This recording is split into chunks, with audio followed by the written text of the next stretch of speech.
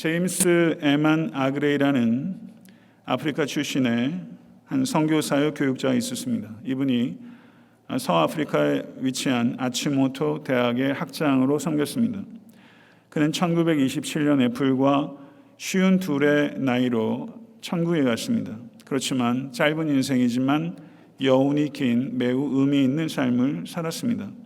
그가 학장으로 섬겼을 때 이 아치모토 대학의 로고를 만들었는데 이 로고에 이 제임스 어먼 아그레이의 신념이 그 안에 고스란히 담겨 있습니다. 화면에 보시는 이 로고인데요. 이 로고가 상징하는 바는 예측할 수 있는 것처럼 어떤 음악이든지 하얀 건반으로만 연주할 수 없고 검은 건반으로만도 연주할 수 없다는 것입니다. 아름다운 음악은 검은 건반과 하얀 건반이 조화를 이루어서 함께 사용될 때만 완전하게 연주될 수 있다는 것입니다. 로고 하단에 라틴어가 보이시죠? 저도 라틴어를 공부하진 않았습니다. ut omnes unum sint.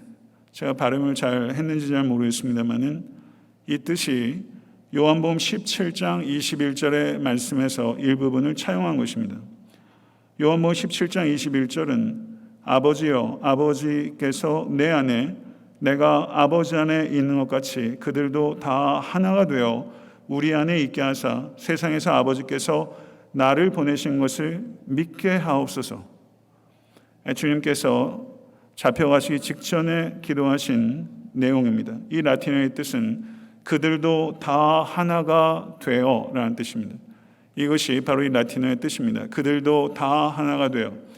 이것이 주님의 뜻입니다. 믿으십니까? 오늘 본 말씀 마태복음 5장 9절의 말씀은 팔복의 7번째 복으로서 화평케 하는 자는 복이 있나니 그들이 다 하나님의 아들이라 일컬음을 받을 것이며 라는 말씀입니다. 성경의 하나님, 우리가 믿는 하나님은 무질서의 하나님이 아니시오 화평의 하나님이십니다. 그런데 아담의 불순종이 에덴 동산의 평화를 깨뜨렸습니다. 그러나 마지막 아담이신 예수 그리스도께서 골고다 언덕에 순종하심으로 말미암아 이 땅에 참 평화가 회복된 것입니다.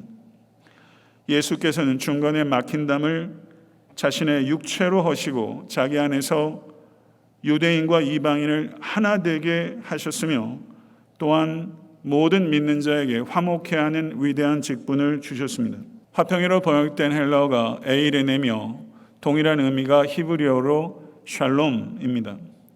이 단어들은 문맥에 따라서 화평, 평화, 평안, 안녕 등으로 다채롭게 번역됩니다. 신구약 성경에 이 샬롬과 에이레라는 단어가 약 400회 정도 등장합니다. 신구약 성경 거의 66권 골고루 이 샬롬 혹은 에이레라는 단어가 발견되고 있는 것을 볼 수 있습니다. 세상 사람들은 전쟁이 끝나면 평화가 돌아왔다고 생각합니다. 그래서 워싱턴에는 전쟁이 끝날 때 세워진 평화 기념비들이 있습니다. 평화 기념비를 세우는 것처럼 평화가 쉽게 세워진다면 얼마나 좋을까요? 2차 세계대전 이후에 강대국들의 전면전은 아직까지는 없습니다. 왜냐하면 모두 죽게 될 것이기 때문입니다. 원자탄을 개발한 미국의 뉴멕시코 주에는 로스 엘로모스라는 연구소가 있다고 합니다. 거기에 브래드버리라고 하는 과학박물관이 있는데 그 정문에 원자탄이 터지는 큰 버섯구름의 그 사진과 그리고 다음과 같은 글이 새겨져 있다는 것입니다. 만약에 평화가 강대국 간의 전면전이 없는 상태를 의미하는 것이라면 1945년 이후에 이 세상에는 평화가 있습니다. 그러나 이 평화는 원자탄이 주는 평화입니다. 생각해보지 않을 수 없습니다. 샬롬의 의미는 원자탄이 주는 평화는 전혀 다른 것입니다. 샬롬의 의미는 갈등과 전쟁이 없는 소극적인 상태를 의미하는 것이 아닙니다. 샬롬은 평화의 하나님께서 주시는 모든 의와 선과 행복이 하등의 모자람이 없이 완전하게 누려지는 최상의 상태입니다. 이 샬롬이 우리 주님께서 우리 주님만이 우리에게 주실 수 있는 진정한 평화인 것을 믿습니다.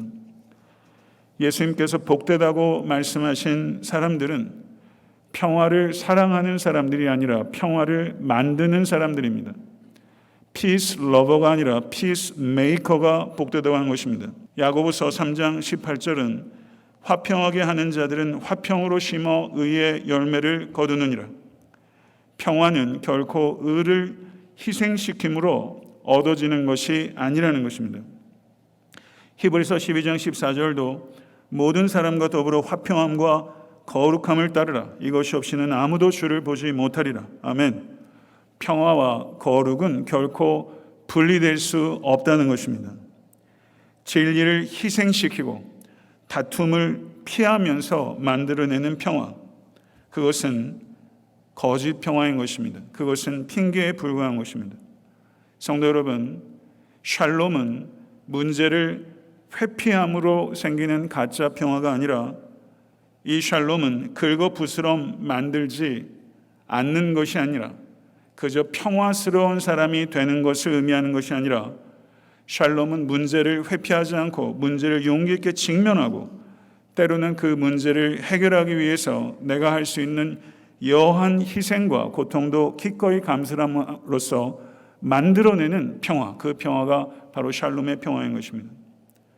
그러므로 평화를 만들어낸다는 의미는 하나님의 의에 초점을 맞추면서 진리로 다툼을 해결하는 것이라고 정의할 수 있습니다. 평화의 의미가 이렇게 의와 진리와 불가분하게 연결되는 것이라면 평화를 위협하는 것은 불의와 거짓이라고 할 수 있는 것입니다.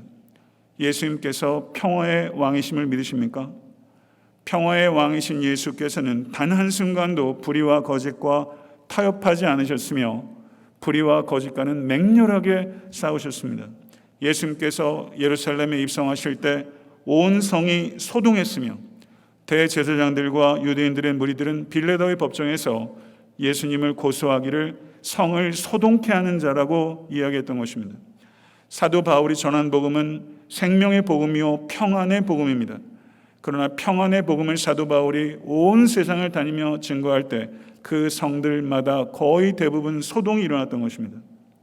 성도 여러분, 복음은 죄와 사망으로부터의 구원의 기쁜 소식입니다. 우리는 복음의 능력으로 값없이 구원을 얻은 하나님의 자녀들입니다.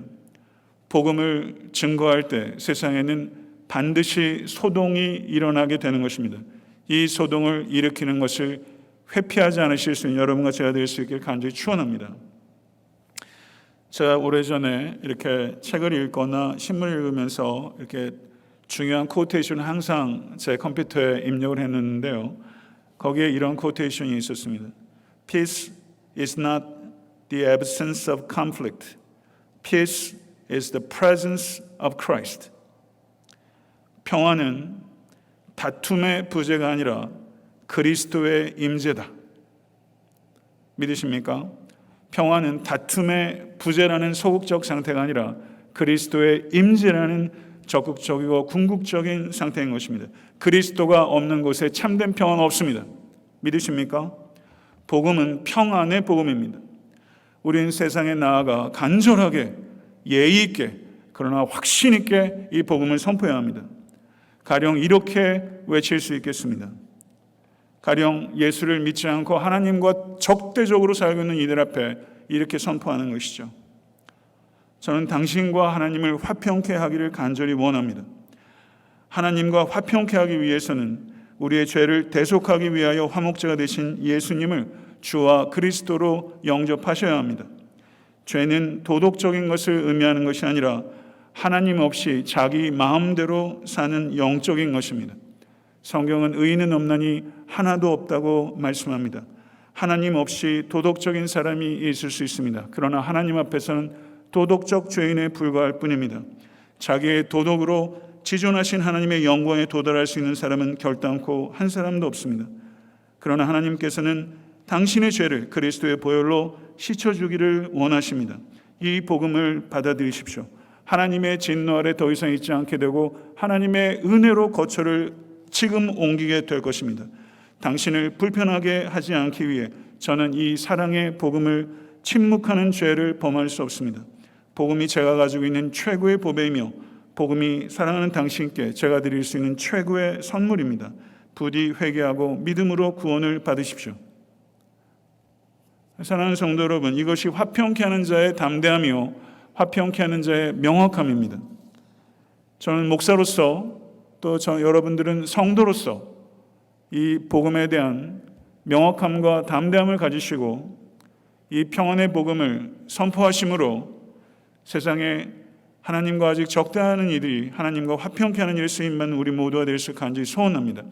복음이 없이는 결코 평화는 없습니다. 골고다의 십자가에는 평화가 없었습니다. 그러나 골고다의 십자가만이 평화를 낳습니다. 십자가를 회피하는 곳에는 평화가 없으며 십자가를 지는 곳에서만 평화가 산출되는 것입니다. 누군가가 바로 여러분이 전한 그 평안의 복음으로 인해서 하나님과 화평케 된다면 그것처럼 달콤한 일이 어디 있겠습니까? 그 기쁨과 견질 수 있는 기쁨을 살아가면서 우리는 찾기는 쉽지 않을 것입니다. 그 누군가가 바로 여러분이 전한 그 평안의 복음을 통해서 하나님과 화평케 되는 그 순간 그는 하나님의 자녀가 되며 우리의 형제 자매가 되는 것입니다. 할렐루야. 믿으십니까? 둘째, 우리는 자기 자신과 화평해야 합니다. 한국의 2개의 죽음으로 한국이 온통 국론이 분열됐습니다. 한 사람은 백선엽 장군이요, 또 한 사람은 박원순 시장입니다. 누가 이런 글을 썼습니다. 백선엽 장군은 과 때문에 공이 무시되는 사람이라면 박원순 시장은 공 때문에 과가 무시되는 사람이다. 동의하실 수도 있고 혹은 좀 미흡하다고 판단하실 수도 있겠습니다. 그렇지만 저는 도대체 언제부터 대한민국이 이렇게 사사건건 찢어졌는가? 도대체 언제 누가 이렇게 만들었는가? 미국의 사회학자인 잉그하트가 1995년에 서울대학교에서 발표된 논문에 이런 이야기를 했어요. 전 세계에서 세대별 가치관의 격차가 가장 심각한 나라가 대한민국이다. 1995년도에 미국 사회학자의 눈에 그렇게 보였다는 거예요. 25년이 지난 지금 대한민국은 1995년과 비할 바가 아닙니다. 만신창이가 됐습니다. 정치인에게 국민이 목적이 되지 않고 권력이 목적이 될 때 나라는 반드시 찢깁니다. 저는 시장 박원순이 아니라 인간 박원순을 생각해 보면서 제가 가지고 있는 정치적 지향과 상관없이 한 나라에서 그만큼 쓰임받은 사람이 그가 욕망을 이겼더라면, 그가 마지막 순간에 절망을 이겼더라면 얼마나 좋았을까. 한 인간에 대한 애처로움이 있고 그를 리더로 가졌던 나라의 국민으로서 안타깝습니다. 시작이 좋았던 사람이 어떻게 그렇게 잘 마무리하기가 어려운가. 성경의 수많은 인물들을 봐도 끝까지 잘 마무리한 인물을 찾기가 어쩜 그렇게 어려운지. 잘 마무리하는 목회자 만나는 게 결코 쉽지 않고요. 잘 마무리하는 인생을 살아가는 것도 결코 쉽지 않습니다.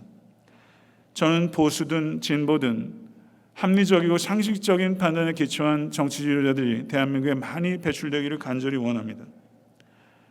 부디 권력이 아니라 국민을 사랑하는 지도자가 배출되는 조국이 될 수 있게 되기를 그 어느 때보다도 간절히 기도하지 않을 수 없습니다. 사랑하는 성도 여러분, 제가 성도님들께 부탁드리고 싶은 것은 여러분의 정치적 견해가 있을 것입니다. 우리는 정치에 관심을 가져야 합니다. 그렇지만 정치적 견해가 철저하게 평안의 복음의 통제를 받도록 여러분의 생각과 입술에 파수꾼을 세우셔야 합니다.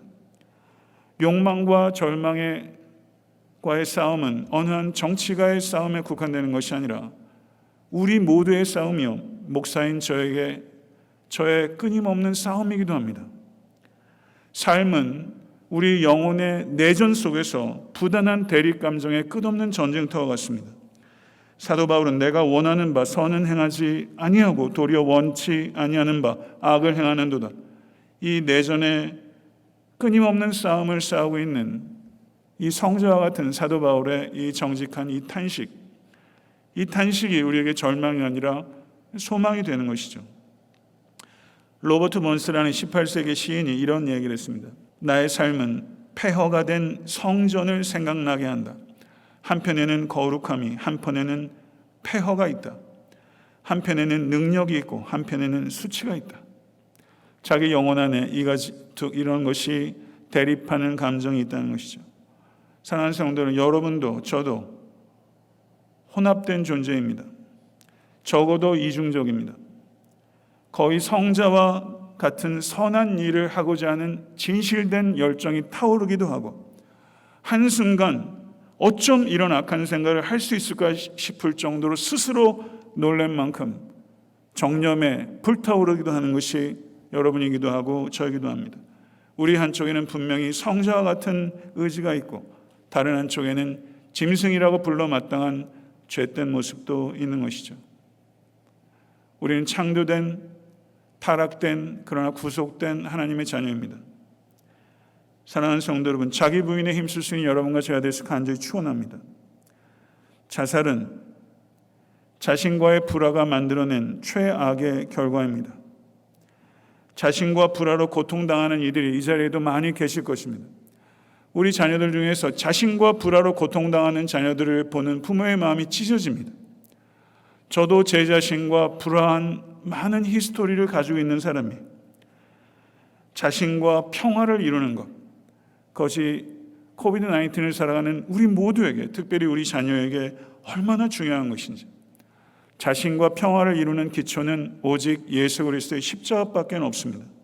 내가 그리스도와 함께 십자가에 못 박혔나니 그런즉 이제는 내가 사는 것이 아니요 오직 내 안에 그리스도께서 사시는 것이라. 이제 내가 육체 가운데 사는 것은 나를 사랑하사 나를 위하여 자기 자신을 버리신 하나님의 아들을 믿는 믿음 안에서 사는 것이라. 우리 아이들이 이 말씀을 암송할 뿐만이 아니라 이 말씀을 정말 받아들여서 그것에 자신의 정체성과 자신의 가치의 기초를 세울 수 있다면, 자기 자신의 진정한 가치가 외적인 것에 있지 않고 행위에 기초하지 않고 은혜 위에 있다는 것을 우리 자녀들이 정말로 깨닫게 되기를 간절히 소원합니다. 나의 가치는 내 자력으로, 내 노력으로 성취하는 것에 있지 않고 오직 그리스도 안에서 성취된 것을 받아들일 때 발견할 수 있다는 것, 이것을 우리가 진실로 받아들이고, 우리가 정말 내 생명처럼 그 이상으로 사랑하는 우리 자녀들이 자기 자신을 그리스도의 사랑이라는 관점에서 바라보고 가치 있게 여기고 소중하게 여기고 삶을 그렇게 살아갈 수 있게 되기를 정말 간절히 기도하지 않을 수 없습니다. 우리는 왕같은 제사장들이요 거룩한 나라요 그의 소유된 백성인 것을 믿습니다. 불화는 죄가 만들어냅니다. 하나님과 불화하게 하고 다른 이들과 불화하게 하고 자기와도 불화하게 하는 우리의 철천지 원수는 죄입니다. 죄의 회개는 자기와의 화평에 있어서 가장 핵심적인 본질입니다. 나의 처지가 아니라 내 안에 있는 그리스도께서 나의 가치입니다. 약함과 실패가 나를 규정하지 못하도록 거칠게 저항하십시오. 오직 그리스도의 은혜만이 나를 규정하고 오직 그리스도의 은혜가 교회를 규정합니다. 하나님과 화평하고 자신과 화평할 때 우리는 다른 사람과 화평할 수 있게 되는 것입니다. 이제 끝으로 다른 사람과 화평하라고 권면하겠습니다. 우린 이웃과 화평하기 전에 성도와 화평해야 합니다. 그리스도인의 하나됨은 중요한 일이며 영광스러운 일입니다. 교회는 그리스도의 몸으로 서로 책임지고 서로 존중하며 서로 공감해야 되는 거룩한 사랑의 공동체입니다. 교회는 주의 이름으로 모이는 공동체이며 주의 이름은 이 세상 어떤 이름보다 아름답고 어떤 이름보다 강력한 비할 데 없는 이름이며 이 주의 이름 안에 모일 때 모든 분열은 사라집니다. 그러나 현실은 어떻습니까? 많은 교회들, 특별히 이민교회 안에 분열의 영이 가득가득하고 서로 책임을 회피하고 서로 업신 여기며 서로 불통하는 집단으로 전락한 곳이 얼마나 많습니까? 그리스도께서 자신의 육체를 찢음으로 우리에게 하나됨을 주셨는데 그리스도의 몸을 우리는 찢고 있는 것입니다. 예루살렘으로 마지막 여행을 하는 길 위에서 제자들끼리 서로 누가 크냐라고 다툴 때 우리 주님께서 마가복음 9장 50절에 선포하십니다. 소금은 좋은 것이로되 만일 소금이 그 맛을 잃으면 무엇으로 이를 짜게 하리요? 너희 속에 소금을 두고 서로 화목하라. 너희 속에 소금을 두고 서로 화목하라. 아멘. 예수님께서 여기 소금을 얘기한 이유는 제자들은 소금처럼 자신을 녹여내야 되는데 자신을 녹이는 데는 관심이 없고 자기를 높이는 데 여념이 없습니다. 서로 누가 크냐? 이 문제에 여념이 없으면 그 공동체는 찢어집니다. 예수께서는 서로 누가 크냐가 아니라 서로 화목하라라고 가르치고 계신 것입니다. 서로 화목하지 못하면 우리는 맛을 잃은 소금처럼 버려지게 될 것입니다. 이 경고를 잊지 않으실 수 있게 되기를 바랍니다. 성도 간에 화평하지 못하고 분열하게 되면 평안의 복음은 전할 수 없습니다. 그건 불가능해요. 하나됨은 사역의 수단이 아니라 사역의 최고 목표임을 잊지 말아야 합니다. 사탄은 하나됨을 깨뜨리려고 혈안이 되어 있으며 하나됨을 성도가 지키는 것 자체가 사탄에 가하는 가장 심각한 공격이며 가장 위대한 승리인 것을 잊지 마십시오. 기도하지 않으면 가정의 하나됨도 교회 하나됨도 지키는 것은 불가능합니다.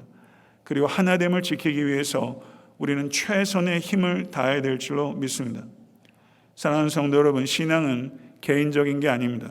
신앙은 공동체적인 것입니다. 달리 말하면 신앙은 관계적인 것입니다. 성령 충만은 체험적인 것을 얘기하는 것이 아니라 관계 충만을 의미하는 것입니다. 그것이 성경적 의미의 성령 충만의 본질입니다. 성도 여러분, 오늘 설교의 제목은 바른 관계를 만들어내는 자의 복입니다. 며칠 전에 청년들이 저에게 카드 2장과 달달한 과일청을 제 방에 갖다 줬어요. 과일청이 이 컵보다 작으니까 아마 올해는 못 먹을 것 같아요. 제 생일도 아니고 난데없이 카드와 선물을 가져다 줘서 참 고마웠지만 의아했어요. 생일을 잘못 알았나? 그래서 카드를 이렇게 읽다 보니까 성경 통독에 대한 고마움들이 그 안에 정말 가득 담겨 있었어요. 형식적인 인사말이 아니에요. 정말 진심이 담겨 있었어요. 유리병에 담긴 과일청을 청년들이 써준 대로 탄산수에 넣어서 먹으라서 그대로 했어요. 맛있더라고요. 오늘 아침에도 제가 아껴 먹었거든요. 먹으면서 일요일날 주일에 또 설교 잘해야 되니까 오늘 아침에도 먹었습니다. 유리병에 담긴 과일청보다 카드에 담긴 글이 제게는 훨씬 달달했어요. 한동안 바이블 익스프레소 운전할 힘이 생겼습니다. 제가 청년들에게 담당 교육자를 통해서 이야기를 했어요. 성경 통독 강의가 끝나면 청년부 예배 때 설교를 통해서 한번 만나겠다. 제가 마음은 늘 있으면서도 청년부 예배 와서 말씀 한번 전하지 못해서 늘 너무 미안했어요. 사람이 다 그렇죠. 관계를 소중히 여기고 관계가 살아나도록 바른 관계를 만들려고 하는 작은 배려. 저는 청년들이 저에게 그걸 해줬다고 생각해요. 작은 배려가 작은 힘이 아니라 큰 힘을 나게 합니다.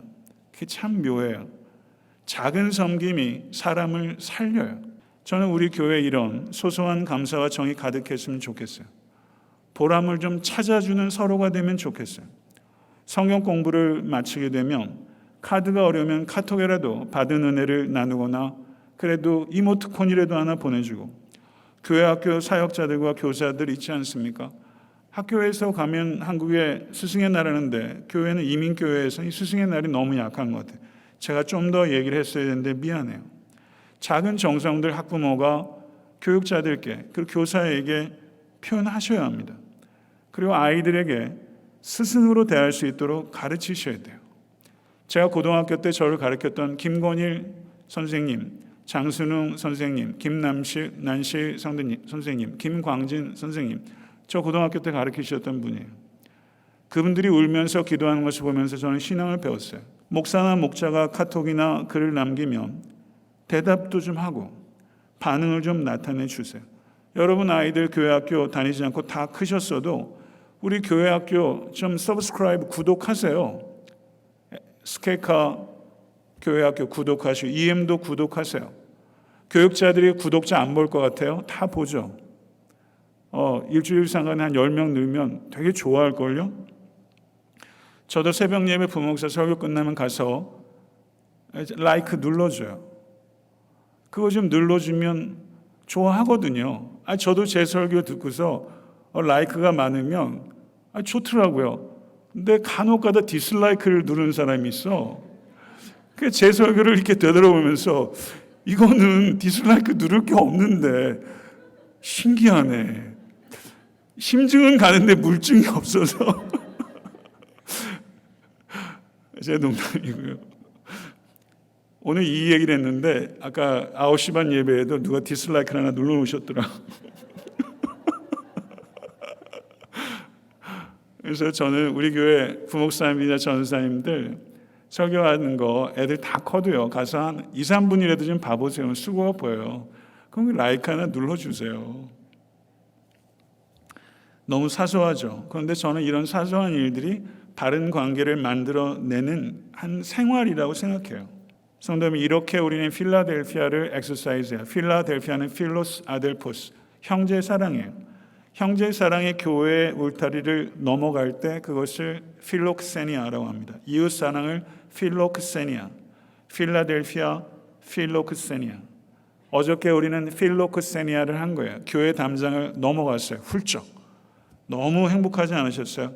300분이 9시부터 시작하는데 8시부터 줄을 서가지고 저 둘루사이웨이까지 자동차 연결이 됐대요. 깜짝 놀랐어요, 저는요.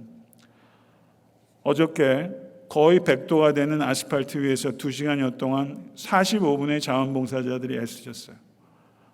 얼마나 감사한지. 2시간 만에 물건이 동이 났어요. 지역의 여러 언론인들이 연락을 와서 정말 고맙다고 진심으로 지역사회 섬겨줘서 고맙다는 인사를 했어요. 어젠 참 자랑스러웠어요. 어제 제 느낌을 한마디로 말하면 살맛 난다. 어제 정말 그런 생각이 들더라고요. 말씀을 맺겠습니다. 그리스도께서는 평화의 왕이시며 우리는 그리스도의 평화군입니다. 우린 UN 평화군이 아니라 그리스도의 평화군입니다. 하나님은 참 평화의 근원이시며 그리스도는 참 평화의 현현이시며 성령님은 참 평화의 능력인 것을 믿습니다. 복음의 진리가 모든 정치적 견해를 다스려야 합니다.